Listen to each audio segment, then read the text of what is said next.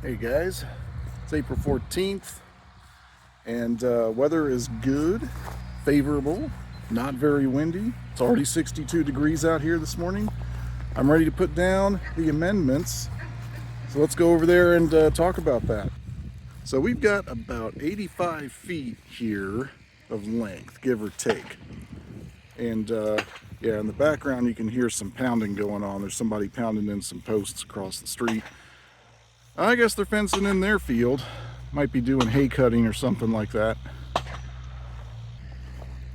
So as you can see, I already put down the lime. The pulverized calcitic lime is pretty powdery. I didn't want to put that down with the rest of the stuff because the rest of this is granular and can be applied with my rotary spreader over there, which will make it a lot easier. So we're going to do that. Let's take a look at what we got here. So alfalfa meal for me is a little harder to come by, so we just went to the store and picked up this stuff. This is pretty common in the area, but it's 640. It's designed for slow release, so it's basically going to do the same kind of thing that alfalfa meal does. And I'm not putting a whole lot of it down because I'm standing by the idea that because my organic matter in the patch here is kind of high, 6.3. So it's a pretty good number.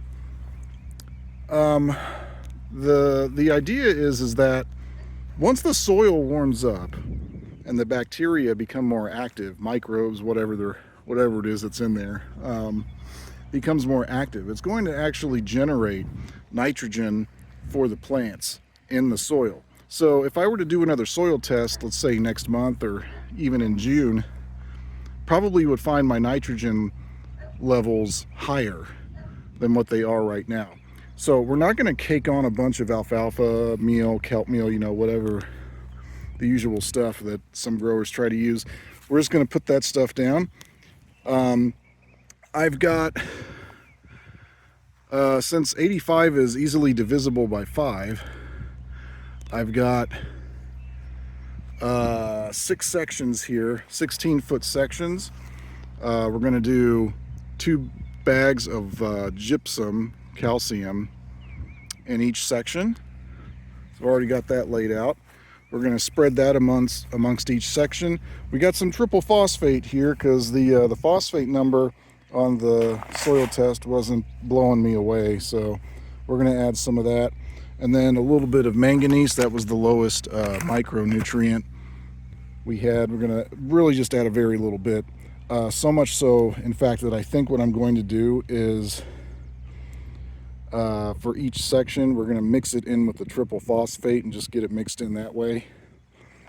Because it's such a small amount, to really get it spread evenly would be difficult doing it in a big pile of stuff.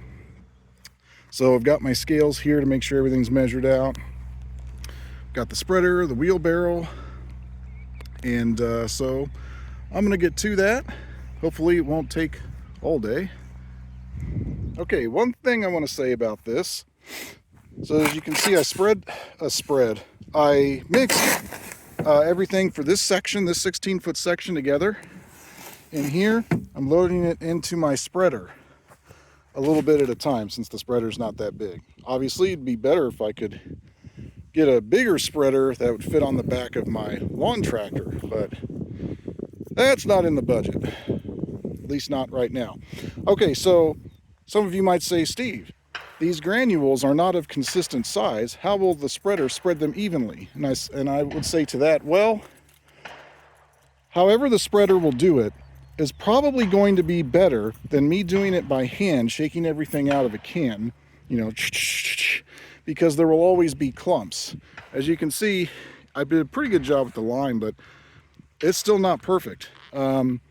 So whatever this is going to do is going to be better than me just shaking a can. It might take just a little bit longer, and actually it might not, because it didn't take very long to empty this at the spreader's maximum setting. So I would contend that this is going to be more efficient and probably a more even spread. Okay, so we've got this section done. You can pretty much clearly see a line right there where the stuff was not spread. So this is a real nice even spread here. of all the material. So I think this is going to do better. Obviously, I'm going to brush this off.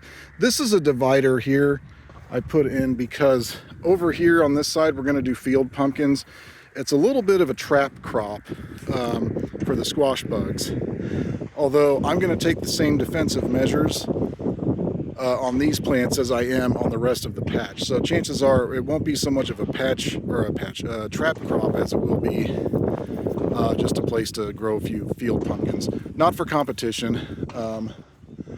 My wife and my son just like to have them for jack-o'-lanterns, even though I'm probably going to plant them in time for Labor Day. All right, we got a nice even spread, all the stuff that I got. So I think the next thing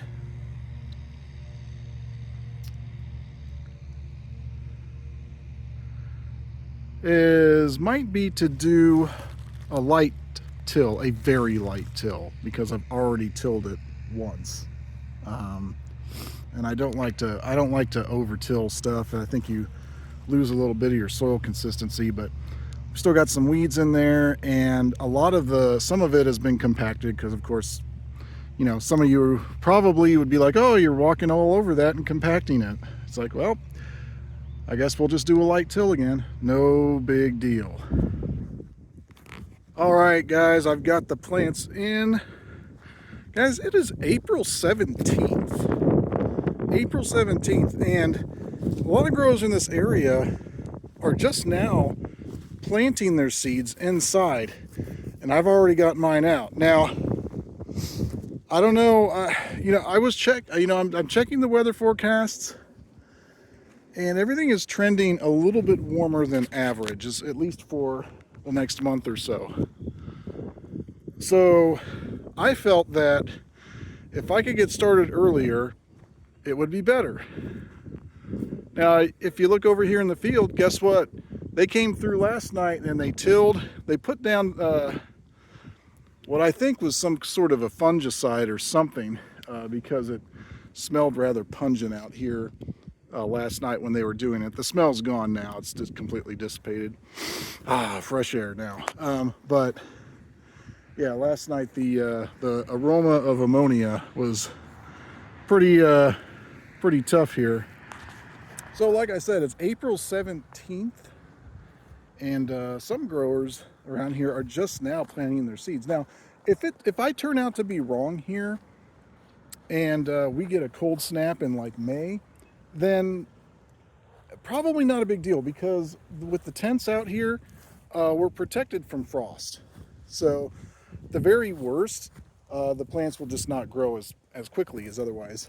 But you know, I stuck my hand. I haven't used a temperature probe or anything, but I stuck my hand, went into one of these tents in here after having put them up yesterday.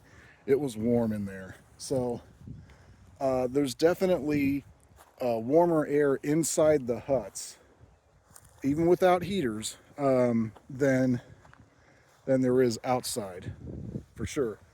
What else? I don't use heating cables, so the soil is probably not the optimum temperature.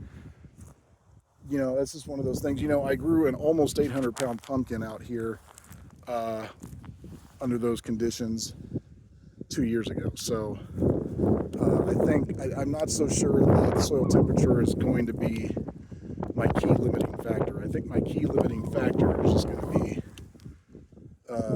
probably luck and whether or not I can put in the hours and the work and get the necessary guidance if I need it from other more experienced growers. But this looks really good as far as the setup goes. I mean, definitely the most organized I've been. I'm about ready to do my sprinkler test to see how much coverage I get out of one Orbit impact sprinkler. See how many of those I need to cover this entire area. I'm gonna guess 6, but there's a little bit of a breeze today. The breeze is going in that direction, so I'm gonna do it on this side. I'm gonna assume it's gonna get thrown further in that direction, but this direction, in that direction, is not really what I'm concerned with. I'm concerned with covering the length. What I'm thinking I'm gonna have to do is set up 4 on the sides and then 2 at each end. I think that's going to be probably the best possible coverage I can get. Given that over there, there's a 10-foot space on the other side of that plastic for field pumpkins, you know, it's such a small spot, you know, they're going to get the same treatment pretty much as the rest, as the giants, except I'm not going to bother pruning. Well, I'm not going to bother taming the vines, let's put it that way. Not going to control how many fruits grow on each vine. But here you can see we've got, in this one, I planted 2054 Strickler. It's going to come this way. And then my marker is, where's my marker? There it is right there. There's a little stake right there. I'm gonna build a border around this whole thing. A small one, just something to trim grass, mow and trim grass against. So right here, this is 2493. It's going to go this way, and my 746, which is the furthest along, over here, going to go this way. Now 746 2 years ago grew roughly in this area on the far side. You can see there's a lot of rocks here in the soil. Kind of looks like, I don't know, I saw Doc Rodabaw's video the other day. Looked like one of his patches got a bunch of stones in it, but yeah, it's all right. Keeps the dirt from getting overly compact, I guess. I'm not sure where all this gravel came from. I'm thinking there was some sort of a building or here many years ago, and it's just left over from it, maybe. Like maybe a barn or something. I don't know. But yep, I'm gonna get ready to do my water test here. And yeah, we're underway. Everything's going well so far, but it's still early. We gotta watch out for them squash bugs. You know, I'm still got my marigolds and my nasturtiums in there. I've got to start more of them because I don't have enough to cover this perimeter. So we got to do that. We got to think about maybe some peppermint oil mixed in with the water. We got to think about pesticides, especially on the field pumpkins, which we can be considered a trap crop at this point. You know, hopefully, maybe if we get any squash bugs, they go over there and they get those. They don't really, squash bugs and yellow vine decline do not really affect field pumpkins very much. And apparently this is because, you know, field pumpkins are a lot more, what's the word I'm looking for? The stems in general are just not as soft. So apparently that virus does not transmit very well through that particular plant. Giant pumpkins, on the other hand, well, are a lot more pliable. You know, we notice the young fruits are softer, they're yellow, much like a squash. And the stems are the same way. The stems are soft, much like a squash. It's funny that the giant pumpkins are actually closer to being a squash than they are a pumpkin, but that's just how they were cultivated.